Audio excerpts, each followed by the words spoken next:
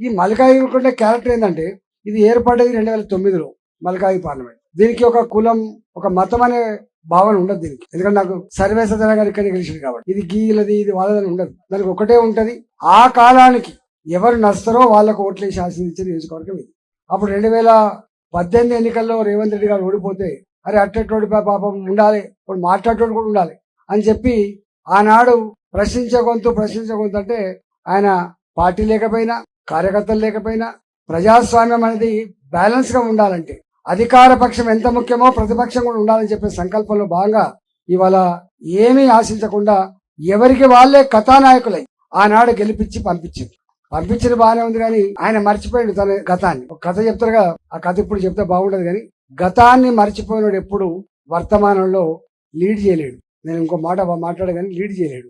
ఇక్కడో కొడంగల్లో ఆనాడు నేను ఆ పార్టీలో ఉన్న కేసీఆర్ దగ్గర పట్టుబట్టి జట్టు కట్టి ఈయన ఓడగొట్టాలన్నప్పుడు అందరం కలిసి ఓడగొట్టాం. నేను కూడా ఉన్నా అక్కడ ఓడగొడితే ఇక్కడికి వస్తే పాపం గెలిపిస్తారు. ఇప్పుడు ఆయనకి ఇక్కడ మీటింగ్ పెట్టాడు, ఇక్కడ మేడ్చల్ దగ్గర మీటింగ్ పెట్టి ఈటల రాజేందర్ అంటోరికి మల్కాజ్గిరికి ఏం సంబంధం అంటాడు. ఈటల రాజేందర్ అంటోనికి మల్కాజ్గిరికి సంబంధం ఉందా లేదా? ఉందా అనే ఏం సంబంధమే. నేను మంత్రి దాకా ఇక్కడనే ఉన్నాయి, ఇక్కడనే మా శంకర్ సాబ్ ఇల్లు ఉంటుంది. నాకు ఒక్క ఊళ్ళు ఉన్నాయి, నాకు 15 ఊళ్ళలు ఉన్నాయి. నా ఇల్లు వాకిళ్ళు 15 ఊళ్ళలు ఉన్నాయి నాకు. ఇప్పుడు కాదు 2001కే ఉన్నాయి నాకు. నన్ను పడుకొని ఈ ఈటల రాజేందర్కి ఏం సంబంధమే అంటాడు. నన్ను పడుకొని ఈటల రాజేందర్ అంటోనికి ఒక జిల్లా ఉంటుందా, ఒక గ్రామం ఉంటుందా, ఏముంటుంది?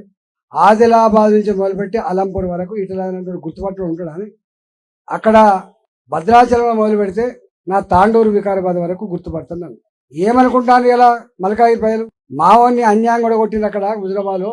కుట్రలు చేసి డ్రామాలు చేసి తడి నీళ్లతో తడి బట్టలతో నిలబడి చచ్చిపోతామని బ్లాక్ మెయిలింగ్ చేసి చివరి ఎలక్షన్ కమిషన్ కూడా కేసులు పెడితే వచ్చింది.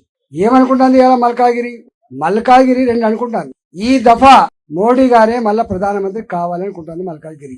ఇంకేమనుకుంటుంది? మేము నచ్చిన బిడ్డనిచ్చిండ్రు, తప్పకుండా ఈటలు కూడా ఆశీర్వదించుకోవాలని కోరుకుంటాను.